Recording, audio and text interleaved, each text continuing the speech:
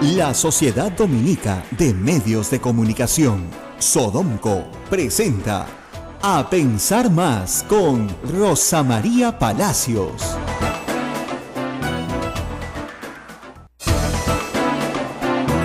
Ocho de la mañana, 00 minutos. Bienvenidos, esta es una nueva emisión de A Pensar Más con Rosa María Palacios, hoy martes 30 de mayo del año 2017. Rosa María, buen día. Y todavía con jet lag, desde acá, reportando.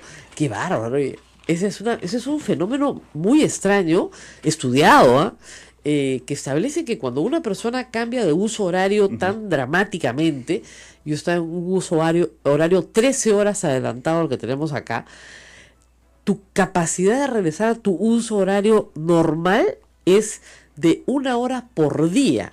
Es decir, me voy a demorar 13 días en volver a no estar despierta como un búho a las 4 de la mañana mirando el techo. ¿Qué pasa? ¿Te despiertas a esa hora o no puedes dormir? Hay de las dos. Hay de las dos cosas. O que no puedes dormir a tu hora y que durante el día te mueres de sueño.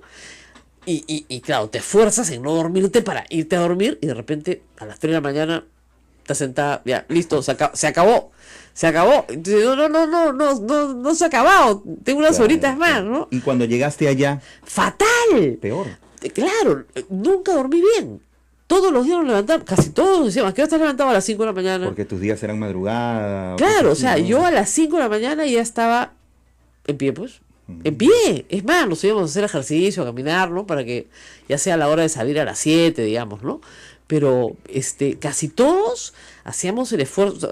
La recomendación es ir con el día, ¿no? O sea, tú haz en donde estás el mismo horario. Pucha, que a las 8 de la noche ya no sabías ni cómo te llamabas, ahí luchando hasta las 10. Ya pues a las 4 de la mañana estabas en pie. Todas las noches, ¿eh? Regresas, el mismo problema. Otra cosa que acá descuadra es la política, ¿no? Por lo menos. Bueno, y además, claro. Es manejable. Claro, y como tenemos cosas que contarles, o sea, aquí la política no aburre, entonces, claro, uno durante la noche se levanta y dice, ¿y ahora qué voy a contar en A Pensar Más? Y bueno, las reacciones a la denuncia contra el Contralor han sido diversas, pero casi todas, la mayoría, le han solicitado así educadamente su renuncia. Así es. Y él ha cantado esa canción de No renunciaré, ¿no? Esa. De Lolita. Así, pero con ganas, ¿ah? Y no, yo no he hecho nada. O sea, tenemos un contralor que es incapaz de discernir el bien del mal. Eso se llama discriminación moral. Él no ha hecho nada malo. Eso es lo que él dice. Él no ha hecho nada malo. Hay una ley que le prohíbe como vicecontralor tener actividad lucrativa. Yo entiendo que el señor tiene... Mire, el Estado paga poco, ¿ya? Y muchísimos funcionarios públicos tienen otro negocito. Pero resulta que cuando tú trabajas en la Contraloría, o cuando eres juez, por ejemplo, no puedes tener otro negocito. Puedes tener una renta, por ejemplo, de un bien inmueble que alquiles, ¿ya? Pero no puedes tener actividad lucrativa, ¿ya? Entonces, eso es lo que no entiende el Contralor. Y él ha tenido un negocio de compra y venta de autos usados, que no es ilícito per se, pero sí es ilícito para él. Entonces, ha hecho algo incorrecto. Que se lo sacan después del informe de Chinchero. Oiga, el informe de Chinchero es un mamarracho. Por ese solo informe, deberían haberle pedido que renuncie. Porque acusa penalmente a 10 funcionarios y no señala dónde está el dolo. El dolo, para nuestros amigos oyentes, es la intención de hacer daño. Cuando alguien te hace daño, pensándola bien, ¿no? Planificando, ¿ya? Eso es con dolo, ¿ya? Yo he querido hacer esto y lo he hecho, ¿ya? Muy bien, eso es hacerlo. Tiene penas mayores que una simple culpa. Así es, no, y o sea, el dolo es el que determina normalmente el delito. La culpa también, ¿ya? Pero en la culpa la responsabilidad es muy baja porque tú no quisiste hacer eso, pero el daño está. Claro. Entonces, sin embargo, hay una pena también. Pero en el dolo no hay discusión. Y el señor Alarcón ha reconocido a Daniel Llovera que efectivamente es que a él le gustan los fierros, pues, ¿no? Y que ese es su negocio. Ahora, en el reportaje de Cuarto Poder que yo ayer he revisado así, pero minuto a minuto, a mí se me había pasado un detalle que creo que es importante. Hay un momento en que el Contralor le dice a Daniel Llovera, oiga, pero hay padres de congresistas también denunciados. Es una amenaza velada, minuto 6.50. por favor, los que tengan el reportaje, en el minuto 6.50, yo lo he colgado en Twitter ayer, allí hay una amenaza velada como diciendo, hay congresistas en el mismo problema. ¿Qué pasa? Cuando eres congresista, efectivamente, tus parientes se fregaron. Eso es así de fácil. Tu hermano, tu papá, no pueden contratar con el Estado. No pueden contratar con el Estado. Claro. Punto. ¿Ya? Ni tampoco el presidente de la República, ni tampoco los ministros. Hay una larga lista de gente que son funcionarios públicos que no pueden sus parientes directos participar en actos que tengan relación con el Estado, compraventa de bienes, ser proveedores, etcétera, etcétera. ¿Ya? Sí, no, claro, tu primo se mete congresista y de repente tú eres proveedor, no sé, pues del Ministerio de Salud. Te fregaste. Claro. ¿Ya? Entonces sí hay un daño, por supuesto, ¿no? Por eso la familia a veces tiene que intervenir y decir, no, hijito, tú congresista ni muerto, porque no nos matas de hambre. Pero, de verdad, o sea, hay prohibiciones. ¿Por qué? Porque se presume que va a haber nepotismo, o sea, que se va a favorecer, como de hecho sucede, a familiares para que obtengan ventajas del erario público. ¿Ok? Entonces, por esa razón, no se puede tener familiares que obtengan beneficios en negocio. Ahora, si tu pariente es ministro y tú eres congresista, no hay ningún problema. No es por el hecho de participar en la administración pública como funcionario, sino ser proveedor de la administración pública, tener negocios con la administración pública. No se puede. Participar en remates, por ejemplo. Los hermanos los congresistas no pueden participar en un remate de bienes públicos, no, ni por interpósita persona. ¿Ok? Entonces el contralor igual no puede desarrollar actividad lucrativa, ni el contralor ni el vicecontralor. Y él desarrolló actividad lucrativa cuando era vicecontralor. Pero preocupa esta amenaza oculta.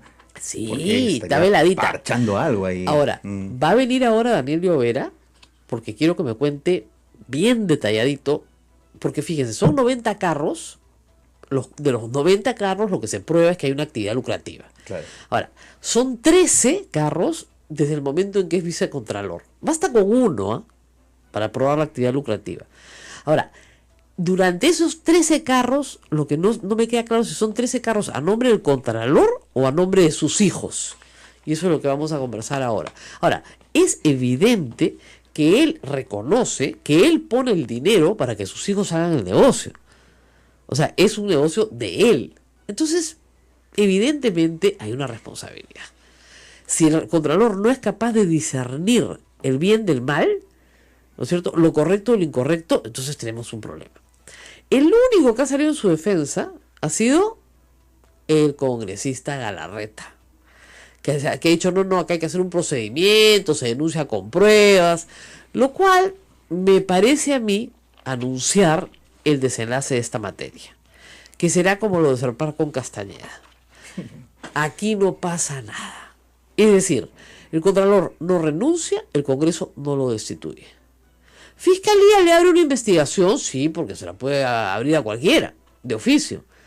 Pero esa investigación puede concluir de aquí a 2 años, ¿te das cuenta? Y mientras tanto el señor sigue siendo contralor, con todos los problemas que tiene encima. Obviamente una Contraloría tiene que ser independiente, eso es lo más importante. La Contraloría tiene que ser absolutamente independiente del poder político. ¿Para qué? Para poder hacer el análisis de la legalidad del gasto. Eso es lo que le manda la Constitución.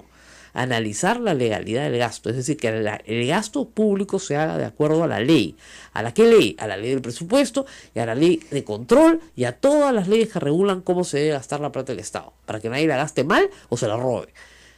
Si tenemos un contralor que lo único que quiere es que no lo voten, está absolutamente aferrado al puesto, y su puesto depende de una mayoría parlamentaria que es la del fujimorismo, va a hacer lo que el fujimorismo quiera. Ya lo demostró en el informe Chinchero, que es un pésimo informe. Miren, José Ugaz, que ha sido procurador anticorrupción, se lo ha dicho clarísimo. En ese informe no se entiende dónde está el dolo. ¿Cómo se puede acusar a 10 funcionarios sin que haya dolo? Ese informe entra a Fiscalía y Fiscalía lo tiene que archivar de plano, por mal hecho. Y ese informe ha costado un buen ministro. Entonces, encima de que hace malos informes, hace actividad lucrativa. Y además, aparentemente, según Daniel Llovera también, gestionó el pago irregular a una funcionaria con la que tenía una relación sentimental. Entonces, ya pues, o sea, no sé qué más estamos esperando. Ahora, ustedes dirán, claro, ¿por qué lo nombraron contralor? Porque era el vicecontralor. Era el que quedaba. Y le tocaba a la gestión de Ollantumala nombrarlo por los siguientes 7 años. En vez de buscar a otro nuevo, agarraron al vicecontralor y lo hicieron contralor. Con la oposición feroz del fujimorismo en junio del año pasado. Feroz, con Cecilia Chacón diciendo que no lo aceptaban, porque en ese momento ellos eran minoría. Y luego, oh maravilla, para agosto ya era perfecto. Entonces hay un problema con el Contralor, es un grave problema, está trabajando para el fujimorismo y la Contraloría tiene que ser un órgano independiente. Así de claro. El fujimorismo no puede controlar al Contralor. Ahora, ustedes dirán también, como yo, ya, se va al Contralor. ¿Y a quién va a nombrar el fujimorismo? A un Contralor a su medida también. Que no solamente va a controlar este gobierno, sino va a controlar el gobierno que venga. Porque la Contraloría funciona por 7 años. Entonces tiene que ser una persona independiente. Es muy importante que sea una persona independiente. Si no me equivoco, corríjame por favor mis amigos tuiteros, el Contralor no necesita 88 votos sino 66. Creo. Tendría que revisar al toque mi constitución, pero la dejo en mi carro. Entonces ahí sí creo yo que está en manos del fujimorismo la elección del Contralor. Como está en manos del fujimorismo, ahí no la elección de los miembros del Tribunal Constitucional que falta. Porque ahí sí necesitan 88 votos. Y si no se ponen de acuerdo con nosotros, no sale. Y se queda como está. ¿Ok? Esa es la situación. Contralor, ahora sí está en todas las portadas. No pensé que iba a ser tan fuerte. Porque normalmente estas denuncias pasan, no sé por qué, cuando se refieren a personas vinculadas al fujimorismo por agua tibia. Pero ahora sí está fuerte. En el caso de Castañeda del Ocio, tenemos también noticias para todo el país. Los pilotes en... Qué bárbaro, ¿no? Hizo una pasarela, una alamedita para no malograr el surf, ¿no es cierto? Después puso unas luces gigantescas para hacer surf de noche. La Marina de Guerra las apagó porque dijo que no había pedido permiso a la Marina, lo cual es cierto, porque el mar es de jurisdicción de la Marina de Guerra del Perú. Muy bien. No sé si hasta ahora han arreglado el problema o no. Pero ¿qué iba la pasarela? Los pilotes ya están en el aire. ¿Por qué? Porque están mal hechos. Pues fíjense, el mar recobra lo suyo. ¿Ya? Y si uno hace mal las cosas, el mar se lo lleva. Eso lo sabe hasta el más humilde pescador, que pone su bote bien lejos, ¿no es cierto?, de la orilla para que no se lo lleve el mar.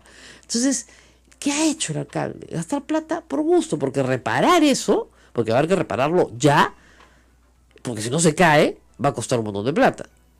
Como va a costar un montón de plata arreglar el hueco que veo todos los días cuando paso por el bypass, tremendo hueco ahí. Como debe estar costando plata reforzar los cimientos del puente Rayitos de Sol. Por donde pasas tú, por supuesto. Tú pasas por ahí. Ya no paso por ahí. Prefiero ese puente de hace 100 y tantos años, el puente Trujillo. Sí, dándote por el Trujillo nomás. Sí, más gordito, más seguro.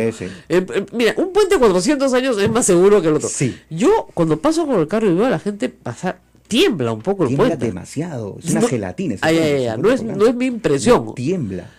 Ya, es literal, tiembla. Ya. O sea, que si no se cae y se desploma, ese se desploma con gente, ¿ah? Sí. Ay, Diosito, ¿por qué estamos pagando, señor? Hay que preguntarle a Santa Rosita que está atrás. ¿Qué estamos pagando? Lo cierto es que tenemos también un ejecutivo casi detenido, ¿no? Porque no tiene iniciativa ahorita. Y ya anunció el lunes Alcorta que la próxima víctima es... Oye, no han terminado ni siquiera de interpelar a Sombrío y van a interpelar a la ministra García. Que le tienen un hambre, no sé por qué, educación, salud, interior. Lo que a mí me preocupa es la franqueza con lo que lo dice y las expresiones que usa, ¿no? La próxima interpelación es a la ministra García. Ya está, una agenda, una lista ya tipificada. La tienen lista, todo, para ir votando. Es que de verdad, si el presidente no hace nada... Miren, ayer se cumplió un año de el segundo debate presidencial. Y volví a recordar las palabras finales del debate, que de verdad que emocionan, ¿ah? Emocionan porque lo que dijo el presidente yo creo que fue fundamental para hacerlo ganar.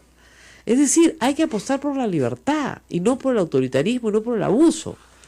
Eso fue lo que dijo. ¿Tú te acuerdas lo que dijo? Lindo fue. ¿Cuál? Lo de... ¿Tú no has cambiado pelona? ¿Tú no has cambiado Esa pelona? Es una frase que ha quedado en historia. Claro, pero es solamente el pedacito, ¿no es cierto? Bueno, también hay otra exclusiva que tenemos que comentar, es que va a salir en unas horas, todavía no ha salido, la entrevista exclusiva con Joseph Maiman que tiene Gustavo Gorriti. Agárrate, Catalina. Joseph Maiman ha estado sumamente enfermo, al borde de la muerte.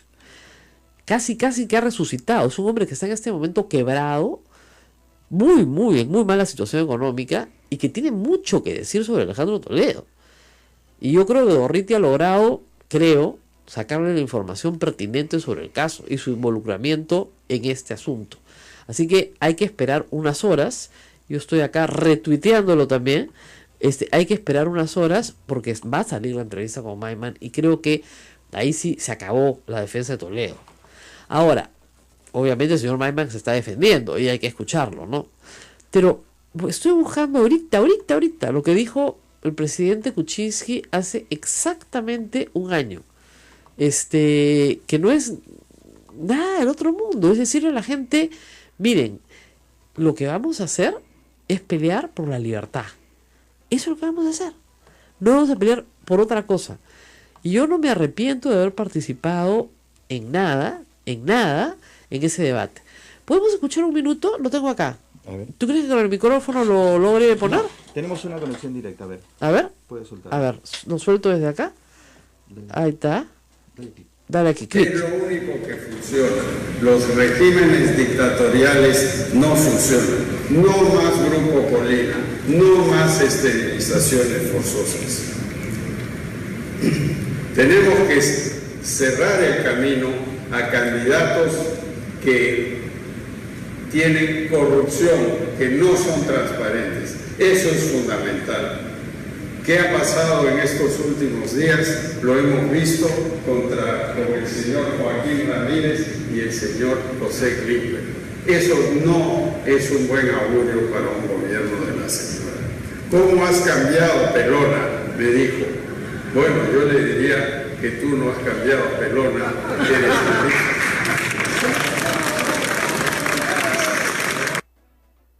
¿Te acuerdas? Sí, claro. Tú no has cambiado, Pelona. Esa fue fuerte, ¿ah? Y no ha cambiado, pues.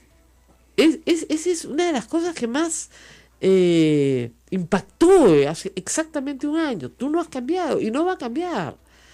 Entonces, ni el Contralor renuncia, ni el Congreso lo destituye. Tú no has cambiado, Pelona. ¿No? Más funcional al fujimorismo no puede ser. Eso lo puse yo el domingo y siempre le supieron todo. Siempre se lo supieron.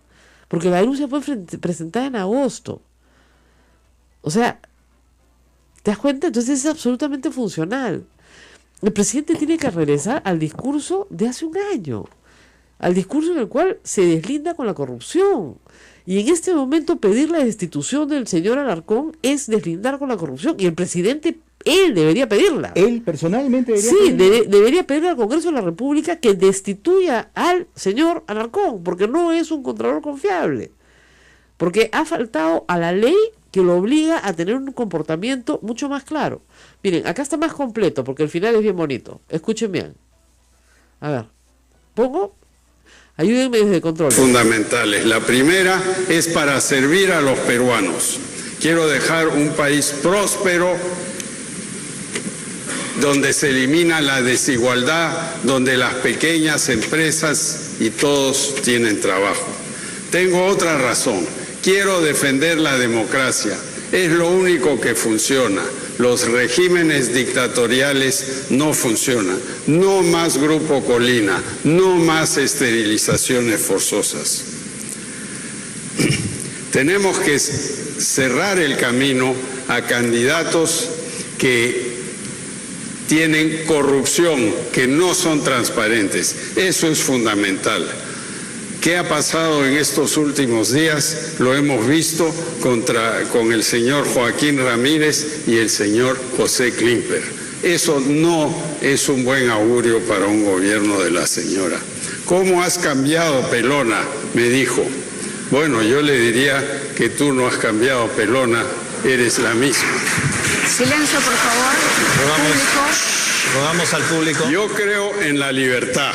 Estoy convencido que ahora esta libertad está en grave riesgo en el Perú.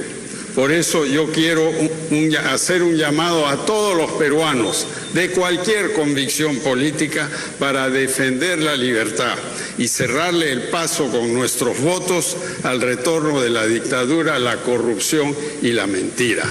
Es ahora o nunca, ciudadanos, hasta la última mesa, hasta el último voto. ¡Viva el Perú! Era emocionante, ¿ah? Pero ese era el mensaje. Vamos a defender la libertad de el abuso de poder, de la dictadura, de la corrupción. Y yo quiero ver a ese presidente que nos prometió eso. Porque tiene que estar ahí, tiene que estar abanderado justamente de la causa de la lucha contra la corrupción. Y lo que tenemos en este momento es un contralor que tiene una acusación severísima y que no quiere renunciar. Y que el mismo presidente debería pedir su renuncia, en recuerdo de la promesa que hizo en campaña. Porque en este momento ese contralor es funcional a los intereses de una mayoría fujimorista que está buscando perpetuarse en el poder sobre la base del abuso. Y ya lo dijo el señor claramente Zavala. Una cosa es fiscalizar y otra cosa es abusar. Basta ya de esta cooperación infructuosa con una mayoría que lo único que hace es poner a ministros en lista para poderlos interpelar y censurar uno por uno. Vamos a ir a una pausa. Se ha emocionado nuestra productora. Se ha emocionado. Hasta la última mesa, hasta el último voto. Volvemos. Vamos a la pausa. Regresamos. Sodomco, Sociedad Dominica de Medios de Comunicación.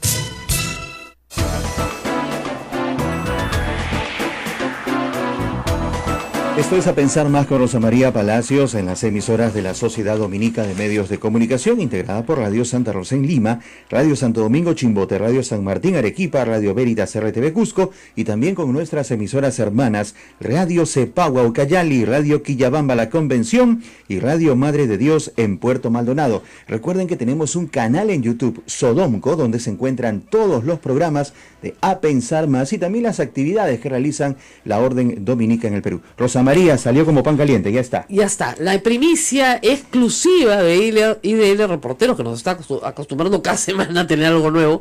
Esta vez, Gustavo Gorriti ha logrado entrevistar a Joseph Maiman, que es clave en el caso Toledo, pero absolutamente clave. Voy a leer algunas partes, voy a glosar algunas partes de la entrevista. Ustedes pueden entrar a idlreporteros.pe y ver la entrevista completa.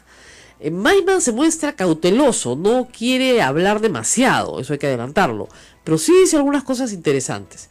Voy a leer primero la introducción de Gustavo Gorriti. Si hay una persona que sabe si Odebrecht coimió a Alejandro Toledo y cómo, esa es Joseph Maiman. El hombre de negocios cuya trayectoria empresarial y vida a secas deja a la montaña rusa como una plácida navegación. Maiman, ya se sabe, recibió en cuentas de sus compañías pagos millonarios de Odebrecht, los mantuvo varios años y luego los dirigió hacia Centroamérica, Ecoteva y las contradictorias explicaciones de Toledo.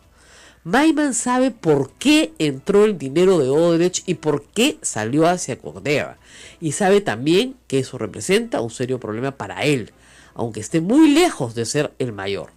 En los últimos años, Maiman pasó en poco tiempo de potencia multimillonaria al descalabro empresarial y luego a ser desahuciado y enfrentar la inminencia de la muerte. Hay quienes son duros de matar y hay quienes son duros de morir.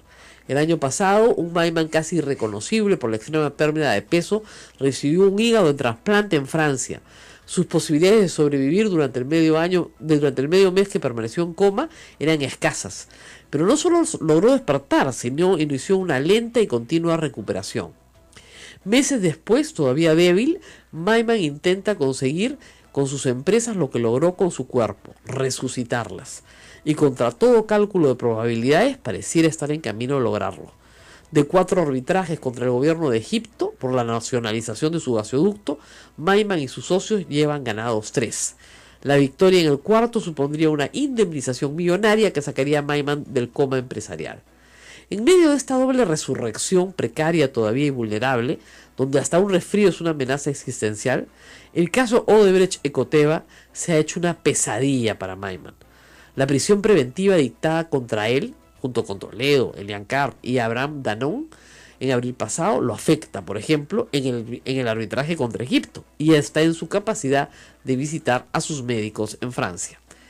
En las últimas semanas, escuché de conocidos comunes que la relación de Maiman con Toledo se había roto amargamente, que Maiman examinaba la posibilidad de acogerse a una colaboración eficaz. Supe que 2 fiscales enviados por el fiscal Hamilton Castro lo habían visitado en Israel para conversar sobre precisamente la colaboración eficaz. Así que decidí intentar entrevistar a Yusho, así que se dice Maiman. La comunicación clara y fluida fue por internet y duró más de 3 horas en 2 sesiones. Hubo algunas conversaciones en off the record que, como es natural, no fueron incluidas. Como era necesario insistir, toqué los mismos temas varias veces. Los he juntado, editado y resumido para mayor claridad. Y aquí, por primera vez desde su resurrección, Maiman habla, se contiene a medias y dice mucho más. Esa es la introducción de la entrevista de Gustavo Orriti, que nos da una clara idea de lo que está pasando con el personaje. Y va con la primera pregunta. En el momento, pregunta Gustavo Orriti, en el momento de testificar, ¿cómo estarías en condiciones de demostrar que la negociación de pagos con Odebrecht fue en representación de Toledo? Respuesta de Maiman. No pienso comentar al respecto, Gustavo. No pienso comentar nada al respecto. Todavía no sé con qué fiscalía o con qué procurador voy a estar enfrentándome. Y sencillamente tampoco quiero que me cite un tercero o un cuarto. Entonces no pienso comentar respecto a eso. Cuando tenga que testificar, lo haré. Toma mientras.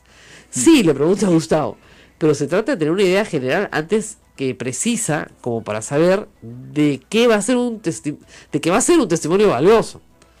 Y él le responde, Maiman, yo no pienso añadir ni quitar a lo que de mejor fe recuerdo que pasó.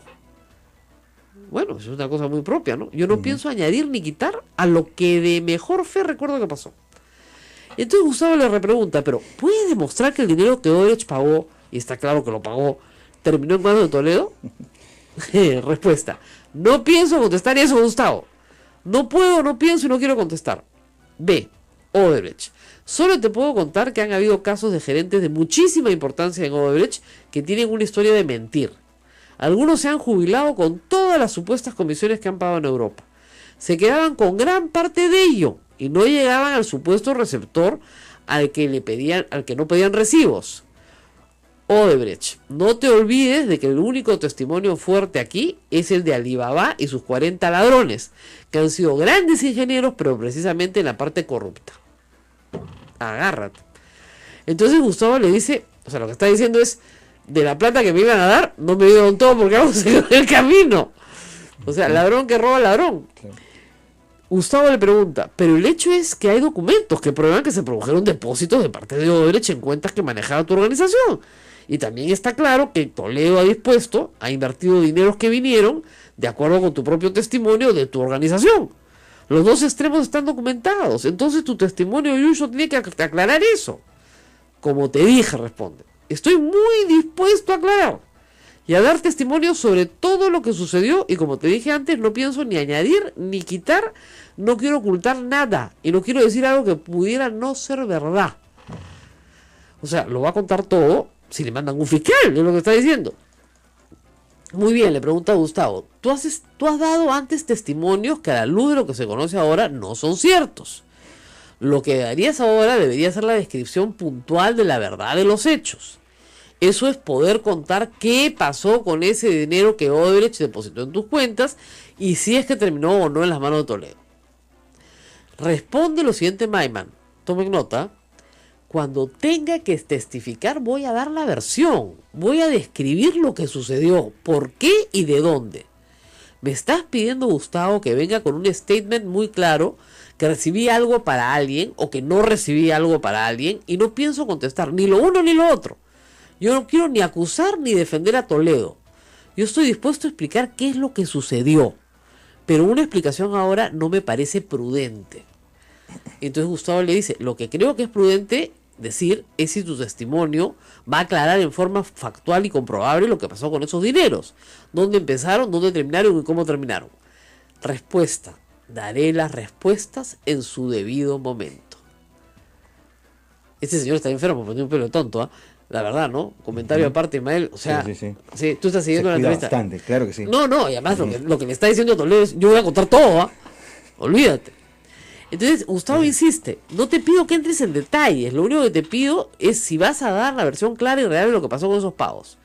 Yo creo que sí, le responde Maiman. Yo creo que mi información, mi testimonio, podría ser de utilidad para entender qué es lo que pasó. De utilidad. Lo remarca. Lo remarca, sí. de utilidad. Es colaboración eficaz de todas maneras. Claro. Entonces Gustavo le dice, de utilidad. ¿No crees que puede ser una demostración contundente y definitiva? Y él responde, ¿cuál es el grado de documentación que puede existir? Asume que hubo algún pecado. Es la descripción del pecado, no necesariamente el del nombre del pecador. Yo sí creo que mi testimonio va a ser valioso. Ahora, si la otra persona decide que no lo es, yo no puedo hacer nada. A ver, Gustavo lo lleva por todas las esquinas, ¿eh? Déjame darte un ejemplo. Si tú en testimonio dices que lo que se recibió de Odebrecht en tus cuentas fue un pago que ya estaba dirigido finalmente a Toledo, y después de un tiempo tú llevaste esa plata a Costa Rica y quedas unas cuentas en Costa Rica, y que de unas cuentas en Costa Rica pasado a otras en el mismo país, eso creo que sería un testimonio muy importante y central. Respuesta, te entiendo, sí, definitivamente. Tu testimonio, le pregunta, ¿sería sobre esas bases? ¿Estaría en relación con eso? Respuesta, piensa que mi testimonio sería en relación a todo, ¿ok? Entonces, insiste Gustavo, pero en todo momento, fíjate, nunca le niega haber recibido dinero de Odebrecht, Claro. para Toledo, nunca se lo niega. Discúlpame, Joshua, le pregunta, pero estamos hablando, mi testimonio sería, a mi opinión, de mucha utilidad, para esclarecer todo lo que sucedió, y no quisiera entrar en más detalles que eso. Hay una pregunta más larga y él contesta, con el tiempo la gente ve las cosas desde una perspectiva cambiante. Entonces dice, ¿tú estás dispuesto a pagar la multa una vez que hayas dado tu testimonio, una multa y una restitución? Él responde, yo no creo que causó ningún daño al Estado. Yo no tuve nunca un cargo público. El que va a confesar tiene que sentir que ha pecado. Yo no siento que he pecado. Estoy dispuesto a cooperar, a decir todo lo que sucedió. Listo. Yo creo que Toledo está leyendo esta entrevista en Stanford, ¿no? Con parálisis facial en este momento. Yo no he causado ningún daño al Estado, nunca tuve un cargo público. Claro. Eso está clarísimo. Claro, el que va a confesar tiene que sentir que ha pecado. Dice, yo no siento que he pecado, está confesando. Claro.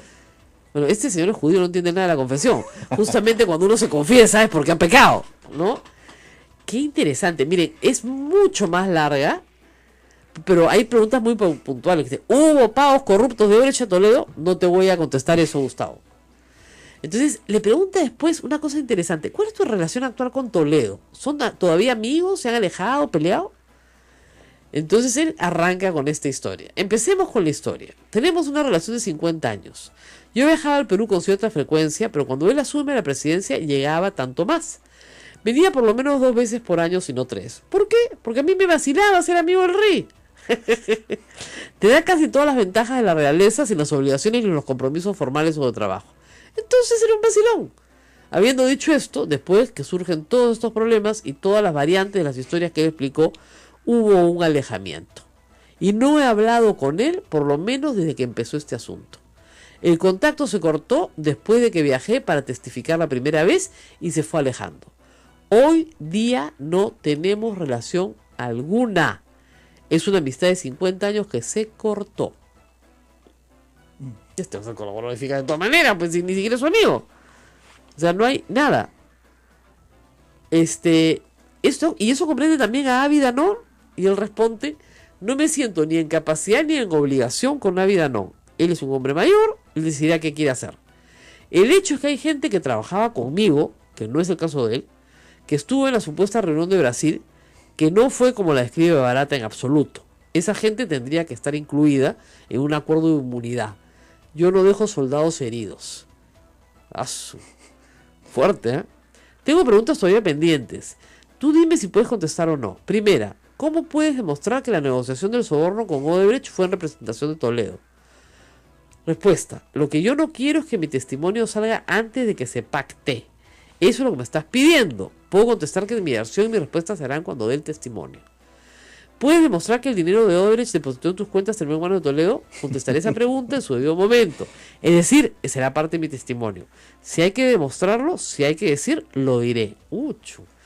¿Cuánto tiempo estuvo el dinero en las cuentas de tu empresa? Esta es una respuesta muy interesante. Te puedo contestar de otra manera. Años estuvo el dinero inmovilizado. ¡Plop! Ahí está. ¿Cuánto tiempo Años estuvo, o sea, sí, o sea, está reconociendo que estuvo. ¿Y qué era el dinero? Claro. Años estuvo el dinero inmovilizado. ¿Quién cobró los intereses en ese tiempo? Le pregunta Gustavo. Los intereses, a lo que sé, entraron a las cuentas de dichas compañías. Todo eso explicaré en el testimonio.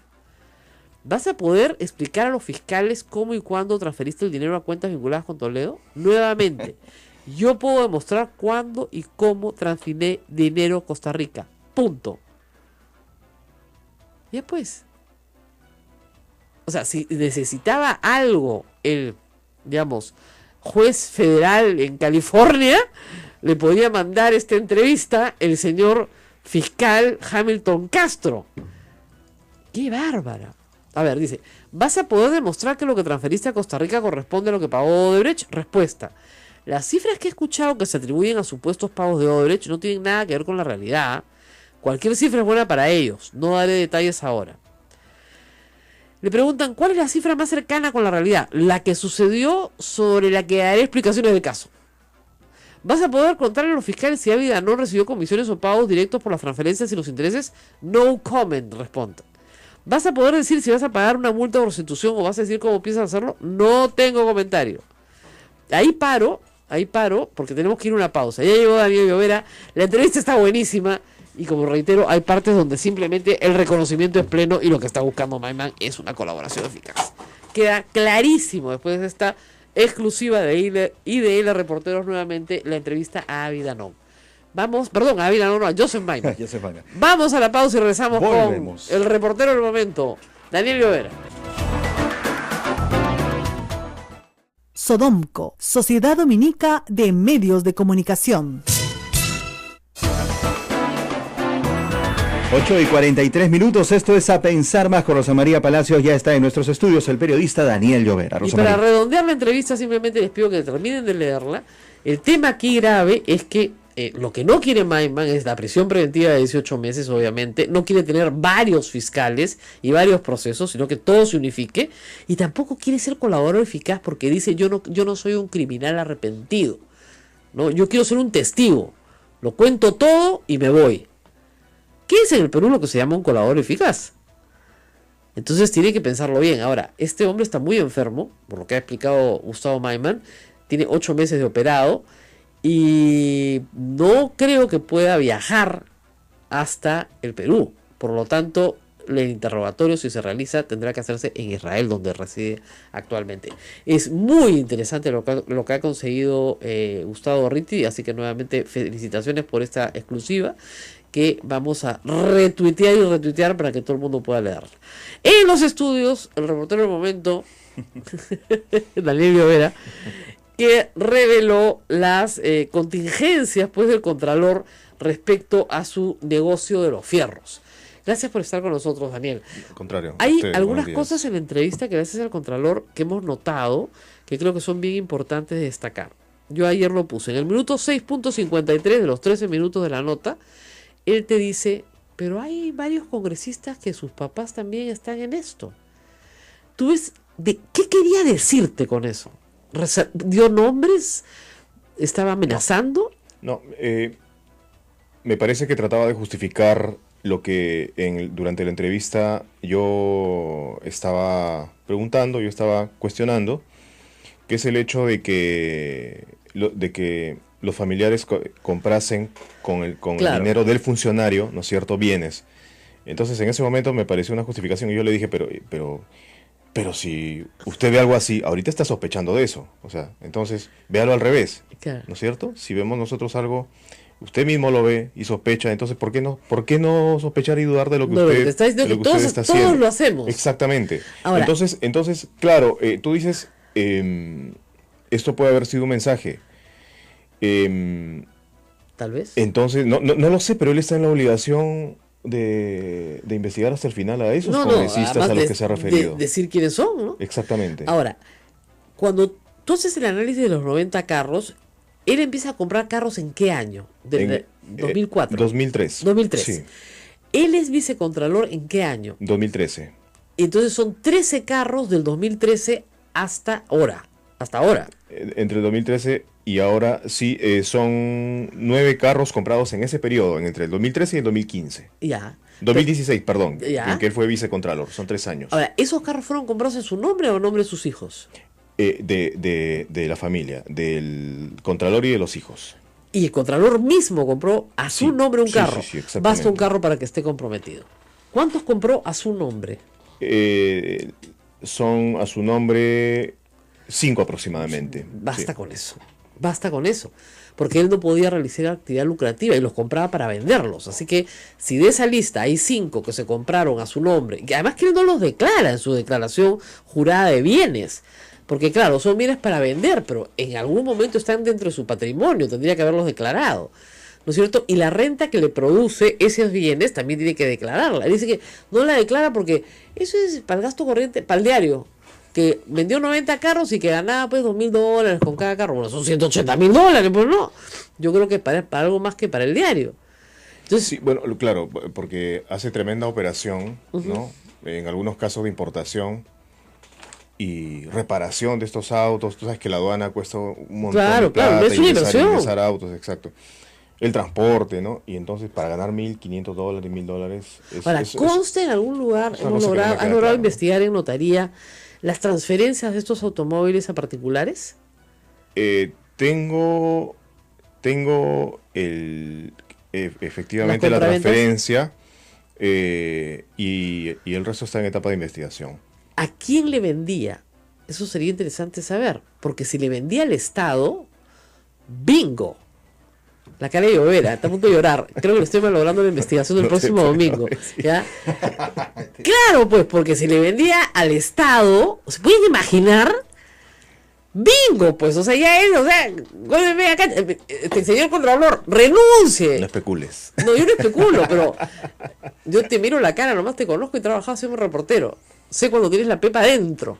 ¿Ya? Entonces, no. La pregunta es, ¿a quién le vendía estos carros? Que es lo lógico, lo que uno se debe preguntar. Porque son carros caros, carros finos, de valor. Como tú dices, es una inversión. Tienes que traer el carro de remate. Sí, son de segunda mano, muy bien. Tienes que conseguirlo, pagar el flete, aduana. Hay un arancel, de todas maneras, porque hay un arancel para estos para vehículos de lujo. Ya tienes que arreglarlo bonito, de repente está un poco chancadito, ponerlo bien y venderlo. ¿Ok? ¿A quién se lo vendes? Tienes que tener una clientela, ¿no? Gente que sabe que vendes carros usados. Porque, fíjense, uno va a Nicolás de Arreola y hay empresas formales que compran y venden y carros. Él no tenía una empresa formal, ¿no? Todo era título personal. No, todo era título personal y con los hijos también. Y como hicimos notar en el reportaje, y que fue uno de los puntos importantes de la entrevista, ¿no? Y uno de los puntos reportajes en consecuencia del reportaje, es que sus dos hijos apenas cumplieron respectivamente 18 años y empezaron a comprar vehículos. Eran de él, pues, obviamente. Ahora, si él compra vehículos a su nombre y sus hijos también, creo que más de 2 o 3 al año y los vende, se convierte en habitual. Y al convertirse en habitual tiene que pagar IGB. Porque ya su negocio es comprar y vender carros. ¿Sabes algo de la parte tributaria, si se ha pagado el IGB o no? No, aún no. Bueno, la Aún SUNAT también tendría que revisar estas compraventas, porque si se volvió habitual, la habitualidad lo obliga a pagar IGB. Entonces tenemos además un contralor que posiblemente ha evadido impuestos. Claro, ¿Ya? habría que ver en promedio cuántos autos por año compró él y cuántos los hijos también, porque y yo no sé si una investigación fiscal alcance también a los hijos en el sentido de que deberían sustentar cuáles fueron sus el contralor ingresos. fue muy claro, dijo que él ponía la plata. Sí, Fue exactamente. clarísimo, dijo, es mi plata, yo los apoyo. Pero por eso, o sea, los pueden comprar a nombre, los chicos pueden comprar a nombre, pero la plata es del padre. Exacto, pero por eso, yo no sé si la fiscalía llegaría a ese punto y de además exigir a los por hijos último, la procedencia si de el, esos si el fondos. padre quiere deslindar toda responsabilidad de los negocios de los hijos, tendría que haberles hecho pues un anticipo de legítima que conste en una escritura pública y que con esa anticipo de legítima sus hijos mayores de edad iniciaran sus propios negocios. Yo no sé si está eso, pero por Pero lo eso menos no sé, en la entrevista no me lo explica. así, Exactamente, el te dice, yo los apoyé, y te lo dice claro, yo puse la plata, sin anticipo de legítima, sin formalidad alguna, o sea, lo que indica claramente es la vinculación directa en el negocio de él, ¿no es cierto? ¿Quiénes son los compradores? Pues cuenta. Está en investigación, está en la cara, está en investigación. estamos viendo, ¿no? ¿Son variados? ¿Son variados? ¿Uno o varios? Variados. Variados. O sea, los compradores, digo, son variados, ¿no? Definitivamente no es un solo comprador, no son ya. dos compradores, ¿no? Me refiero a la cantidad. Ya. Y bueno, hay que ver, ¿no? Estamos viendo. Hay de todo. Hay de todo. ¿Y hay funcionarios públicos, por ejemplo, que le compran vehículos al Contralor? No lo sabemos todavía. Porque ya sería el colmo, pues, ¿no? O sea, el funcionario público que tiene que ser examinado por el Contralor, le compra el carro al Contralor. El Contralor es un pata. Nunca más lo va a revisar nada, pues. ¿Ya? Obviamente. Señor Contralor, si nos está escuchando, no creo porque está en otro programa de radio donde lo van a tratar más bonito. Miren, yo conozco a Daniel Llovera, él no va a parar. ¿Ya? Como no va a parar con Serpar tampoco Castañeda, o sea, eso no ha terminado. ¿Ya? Este chico no para, o sea, disculpen. Ya, con Daniel hicimos narcoindultos, con Daniel hicimos lo de Ancash un año antes de todo, o sea que, miren, acá si hay más, si no hay más, se para, ¿no? No sé si se terminó la nota, pues, ¿no? Pero esta nota tiene su desarrollo, ¿no? Tiene su desarrollo. ¿Cómo se ríe? Estoy preguntando como Gorriti a Maiman. Estoy como Gorriti con Maiman. Sacarle la exclusiva. Claro. No, pero lo que sí es cierto es que, y lo sabemos, ¿no? Es que todo tiene que ser investigado, no cruzado debidamente para porque son temas serios, ¿no? No, serísimo. Precisamente mira, la responsabilidad consiste en hacerlo. Mira, ya con lo que se ha probado, y él ha reconocido, porque no lo ha negado, ¿ya? De que cuando era vicecontralor, compró 5 vehículos y los vendió y desarrolló actividad lucrativa, ya está en falta, por lo menos en falta administrativa, que es grave y que amerita su destitución por parte del Congreso. Basta con eso, ¿ya? Pero si además se le encuentra que el señor es habitual y que no entrega factura y por lo tanto no paga IGB, tiene un problema de defraudación tributaria. ¿Ok? Para empezar. Si además se le encuentra que le vendía carros a funcionarios públicos, tenemos un problema de conflicto de interés de negociación incompatible grave. Si además detectamos que es proveedor del Estado, ya pues, es el fin del mundo. ¿Ya? Entonces, mejor que renuncie esta semana, para la tarde.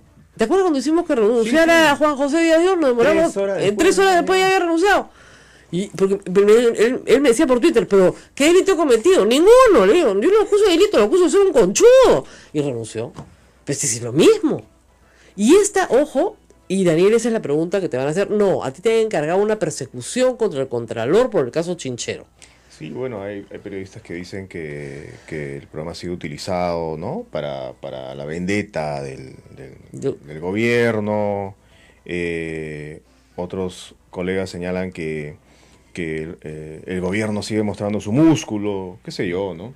En fin, son apreciaciones sin mayor información, ¿no? Claro, pero bueno, pero ¿desde cuándo estás trabajando la nota? ¿Qué puedo hacer, no? Esta nota tiene bastante trabajo anterior antes de lo de Chinchero, evidentemente. Sí, o sea, lo que te puedo decir es que la denuncia tiene tiempo. Este señor, el auditor, ni él ni nadie cercano al gobierno nos buscó para digamos, al contrario, el señor, el auditor, cuando nosotros recibimos esta información, este file, ¿no?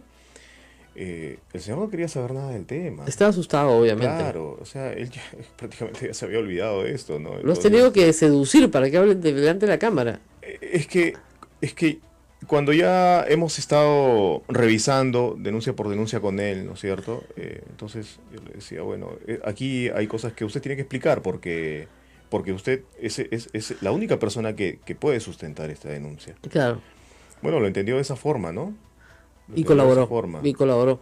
Ahora, esa denuncia se presenta, en agosto. Digamos, punto por punto, claro. ¿no? Se presenta en agosto del año pasado. Ahí no había Chinchero, no había nada. No, pues. Así es. Y simplemente el Congreso la manda al desvío, porque debieron mandar la fiscalización, no a la subcomisión de acusaciones constitucionales, porque era evidente que no era Contralor cuando compró los carros. Y ahí establecer qué pasó. Y por último, la mandas de frente a la Fiscalía. Ahora, la Fiscalía le ha abierto proceso, pero la Fiscalía no puede destituir al Contralor, aunque lo condene. No podría. No, y además se demoraría pues 4 años. ¿Y el único que puede investigarlo es el fiscal de la Nación o no? No, es decir, el fiscal de la Nación y el Congreso de la República lo puede destituir por falta grave. ¿Qué más grave que esto? O sea, no sé, ahora, claro, te dirán... Porque una fiscalía anticorrupción ha abierto investigación. Ha abierto investigación. Preliminar. Así pero es. yo no sé si esta fiscalía anticorrupción, que digamos que es superior, entiendo, o provincial, perdón, pueda investigar directamente al contrario. No, probablemente lo tenga que derivar. Si hay enriquecimiento ilícito... Si hay indicios de... Por enriquecimiento ilícito va al fiscal de la nación. Pero si no hay enriquecimiento ilícito, sino otros delitos como negociación incompatible, tráfico de influencias, qué sé yo, evasión tributaria, todo eso sí se puede caer en la Procuraduría Anticorrupción y derivarse a las fiscalías correspondientes. ¿Ok? Pero hay que determinar exactamente el universo de delitos de los que estamos hablando. Ahora, el Contralor sabía perfectamente lo que estaba haciendo. No te lo niega en ningún momento de la entrevista. Bueno, en el tema de los autos, él admite efectivamente que está... Que, a mí me gustan los fierros. Sí, exactamente. Yo tengo que admitirlo, dice, no, sí, lo acepto, yo estoy... Ahora, en el tema de la señorita, ¿no? En la que tú dices en la nota que tiene una relación sentimental... Según la denuncia. Según la denuncia. Según la denuncia. A ti no te consta nada. Él sí niega la relación sentimental. Mira... No la niega en la nota tampoco, ¿no? No... Pero me parece interesante que él estaba en otro canal, el Contralor, ¿no es cierto? Minutos antes del reportaje. Y allí más bien se estaba hablando de esa supuesta relación. O sea, yo no le he tocado en mi reportaje. Solamente se menciona que se había hecho un pago excesivo. Exactamente. Un pago que no era pertinente para su liquidación y que ella lo devuelve. En otro canal se habló de eso y se reconoció. Exacto. En la denuncia se habla de esa presunta relación sentimental, de esa relación sentimental. ¿Ya? Como en la denuncia... Ya tuvimos un ministro del amor, vamos a tener un contralor del amor, no sé. Pero el asunto es que la señora fue liquidada. Exacto, como en la denuncia se habla, a eso iba, se habla de temas de pagos supuestamente irregulares, entonces...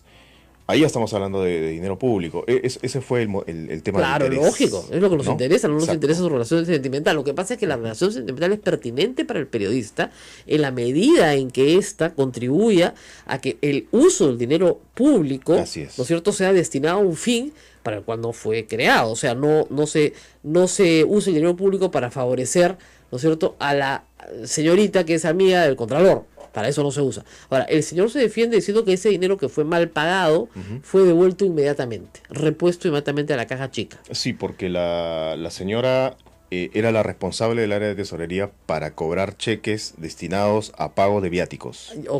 Traslados de auditores, comisiones, viajes, etcétera. Claro. Entonces, y que el mismo día de su liquidación, ella la liquidaron un 19 de noviembre del 2010, ella cobra ese dinero y lo incorpora y lo introduce en la caja chica de la Contraloría. Bueno, el mismo día de la liquidación. Si está ahí es porque devolvió.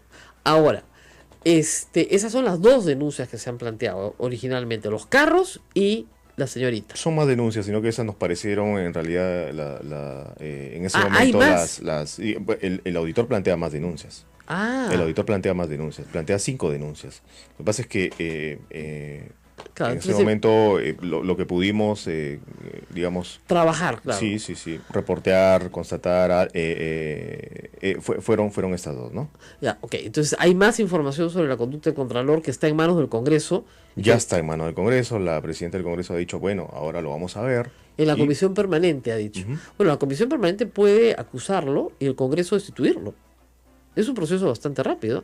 Si es que la comisión no tiene que hacerse la subcomisión de acusaciones constitucionales. No, pues.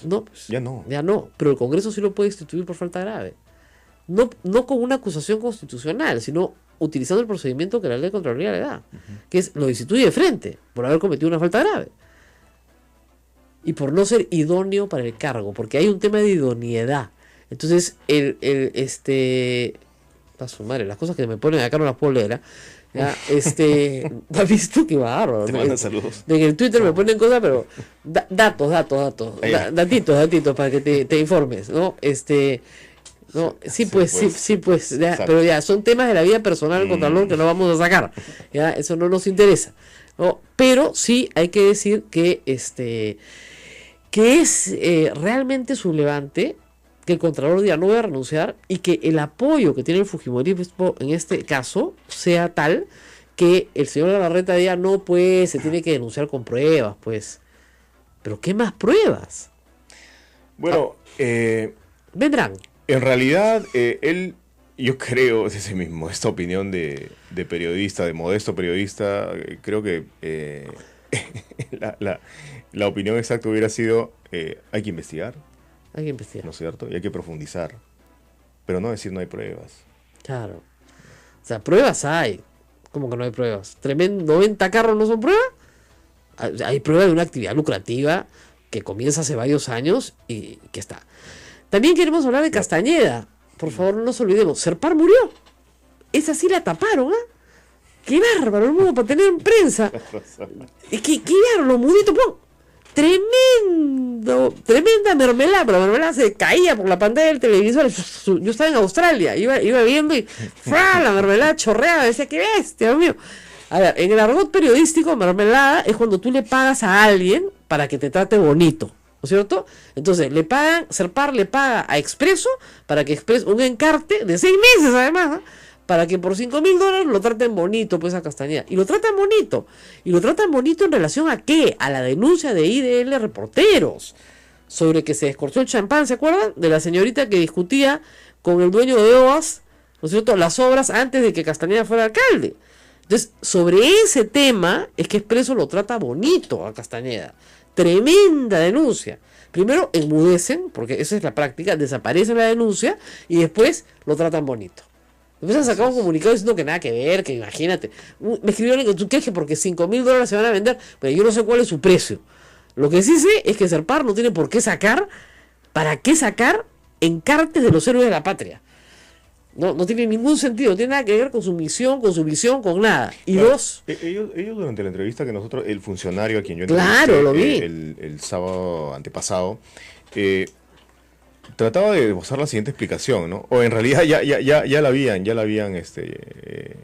ensayado, ¿no? Era que Serpar también hace trabajo pedagógico, cultural, ¿no es cierto? Por Lima, y como a los parques zonales van niños, van escolares, entonces, bueno, había que educarlos también, ¿no? Caramba. Sin embargo, eso no tiene absolutamente nada que ver con el contenido de los audios en los que estos funcionarios se rompen la cabeza pensando cómo vamos a justificarlo. Claro, los audios dicen, oye, hermano, esto es una locura, le dice uno al otro, ¿cómo lo voy a pagar? Es una locura. Y miren, un periodista serio como Mariño renuncia al día siguiente, pues. Basta que lo citen a él para que explique qué es lo que pasó y va a decir la verdad. Debería decir algo más, ¿no? Así es. El colega, ¿no? Así es. Bueno, miren, ha sido una mañana muy interesante y hemos quedado un poco agotados. No voy a torturar a Llovera, pero off the record lo voy a torturar, por supuesto. Daniel ya no va a querer venir, Rosa No, María. yo Nos sé. estás poniendo en problemas a la producción. Aquí. No, acá. Cuéntamelo todo. Pero hay algo más este domingo, me imagino. A ver, vamos a hacer una cosa más periodista. ¿Tienes nota este domingo? ¿Hay nota o no hay nota? No lo sabemos, tenemos que trabajar. Es martes, hay que estar pendientes. Es martes, deberías tener nota. Para martes ya tienes nota para domingo, ¿ah? ¿Hay nota o no hay nota? Todo depende de las cosas que trabajemos, ¿no? Como no, yo quiero ver nota, porque cada domingo es un sablazo, Dios mío. Ya, está bien, muy bien. Espero que sigan habiendo estas denuncias importantes en la televisión que tanta falta hacían mucha falta, porque son las que realmente ponen en evidencia cosas que no sabríamos si el periodismo no las descubre. De verdad. Si el periodismo no cuenta estas cosas, no sabríamos pues que AG 1.000.000 Olmos, eso no nos lo contó el fiscal. Y además hay otro tema serio. Viene ya la próxima semana, perdón, 1 de junio, se sueltan supuestamente todas las delaciones premiadas de Brasil y Brasil está diciendo que no las va a soltar. Parece que todavía no las va a soltar. Las van a soltar previo acuerdo con las fiscalías de todos los países para que los que hacen las delaciones no sean procesados en sus países. Cosa que en el Perú no sé cómo diablos lo van a hacer porque no hay marco legal. Muy difícil que lo hagan. No, o sea, en este momento la ministra de Justicia tendría que estar proponiendo un paquete de normas así de iniciativa del Poder Ejecutivo para que se establezca una ley que permita que la colaboración eficaz pueda hacerse sin juicio, y acogerse a ella y poder cantar. O sea, tiene que cambiar todo el esquema de colaboración eficaz para empresas y para personas. A ver, pues, tranquísima. Ahora, ¿es eso o no sabemos la verdad? Entonces hay que escoger el valor. ¿Cuál es el valor superior? ¿La verdad? ¿No es cierto? O la persecución a las personas que han cometido delitos en el Perú. Y eso es bien tranca. Para eso hay legisladores, pues, para que escojan en el bien común cuál es el bien superior. ¿qué tenemos que escoger? La verdad, sobre todas las cosas, conocer qué fue lo que pasó, identificar a los responsables en el Perú, por supuesto, y o no hacer nada, porque no se puede hacer nada, no saber la verdad nunca, y no poder procesar a nadie, porque los procesos en el Perú y al Perú no van a venir, entonces no los puedes capturar. En fin. Bueno, nos vamos.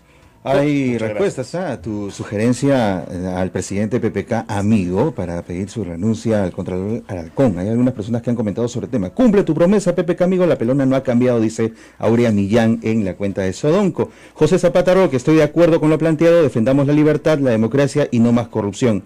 Carlos Tello, supongamos que lo renuncian, la mayoría pondría a otro útil para ellos. Así es, igualito. Y muchas más, Mucho. de todo tipo, el calibre. No, por culpa de Llovera lo van a sacar y ponen otro peor. Ay, Llovera. ¿Para qué haces estas cosas? Bueno, nos vemos mañana. Gracias, ha sido un buen programa, gracias. y si no lo han escuchado completo, lo pueden escuchar En minutos. En minutos lo va a colgar acá todo, ¿ah? Y que el presidente escuche que le he puesto lo del debate de hace un año, que nos costó tanto trabajo hacerlo. Bueno, pues, que se acuerde. Que se acuerde que iba a luchar contra la corrupción, y que íbamos a luchar por la libertad, y que íbamos a luchar contra el autoritarismo. Bueno, pues, que le pida al Contralor que renuncie. No lo puede obligar, pero lo puede pedir. Así es.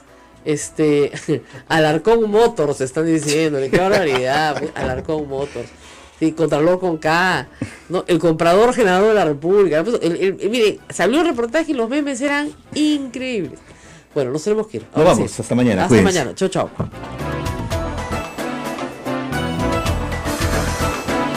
Hasta aquí, A Pensar Más con Rosa María Palacios. Este programa fue producido por la Sociedad. Esa investigación puede concluir de aquí a 2 años, ¿te das cuenta? Y mientras tanto el señor sigue siendo Contralor, con todos los problemas que tiene encima. Obviamente una Contraloría tiene que ser independiente, eso es lo más importante. La Contraloría tiene que ser absolutamente independiente del poder político. ¿Para qué? Para poder hacer el análisis de la legalidad del gasto. Eso es lo que le manda la Constitución. Analizar la legalidad del gasto, es decir, que el gasto público se haga de acuerdo a la ley. ¿A la qué ley? A la ley del presupuesto y a la ley de control y a todas las leyes que regulan cómo se debe gastar la plata del Estado, para que nadie la gaste mal o se la robe. Si tenemos un contralor que lo único que quiere es que no lo voten, está absolutamente aferrado al puesto, y su puesto depende de una mayoría parlamentaria que es la del fujimorismo, va a hacer lo que el fujimorismo quiera. Ya lo demostró en el informe Chinchero, que es un pésimo informe. Miren, José Ugaz, que ha sido procurador anticorrupción, se lo ha dicho clarísimo. En ese informe no se entiende dónde está el dolo. ¿Cómo se puede acusar a 10 funcionarios sin que haya dolo? Ese informe entra a Fiscalía y Fiscalía lo tiene que archivar de plano, por mal hecho. Y ese informe ha costado un buen ministro. Entonces, encima de que hace malos informes, hace actividad lucrativa. Y además, aparentemente, según Daniel Llovera también, gestionó el pago irregular a una funcionaria con la que tenía una relación sentimental. Entonces, ya pues, o sea, no sé qué más estamos esperando. Ahora, ustedes dirán, claro, ¿por qué lo nombraron Contralor? Porque era el vicecontralor. Era el que quedaba. Y le tocaba a la gestión de Ollantumala nombrarlo por los siguientes 7 años. En vez de buscar a otro nuevo, agarraron al vicecontralor y lo hicieron Contralor. Con la oposición feroz del fujimorismo en junio del año pasado. Feroz, con Cecilia Chacón diciendo que no lo aceptaban, porque en ese momento ellos eran minoría. Y luego, oh maravilla, para agosto ya era perfecto. Entonces, hay un problema con el Contralor, es un grave problema, está trabajando para el fujimorismo, y la Contraloría tiene que ser un órgano independiente. Así de claro. El fujimorismo no puede controlar al Contralor. Ahora, ustedes dirán también, como yo, ya, se va al Contralor. ¿Y a quién va a nombrar el fujimorismo? A un Contralor a su medida también. Que no solamente va a controlar este gobierno, sino va a controlar el gobierno que venga. Porque la Contraloría funciona por 7 años. Entonces tiene que ser una persona independiente. Es muy importante que sea una persona independiente. Si no me equivoco, corríjame por favor mis amigos tuiteros, el Contralor no necesita 88 votos sino 66.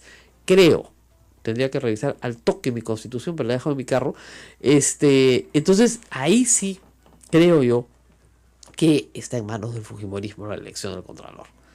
Como está en manos del fujimorismo, ahí no la elección de los miembros del Tribunal Constitucional que falta. Porque ahí sí necesitan 88 votos. Y si no se ponen de acuerdo con nosotros, no sale. Y se queda como está. ¿Ok? Esa es la situación. Contralor, ahora sí está en todas las portadas. No pensé que iba a ser tan fuerte, porque normalmente estas denuncias pasan, no sé por qué, cuando se refieren a personas vinculadas al fujimorismo por agua tibia, pero ahora sí está fuerte. En el caso de Castañeda del Ocio tenemos también noticias para todo el país. Los pilotes en... Qué bárbaro, ¿no?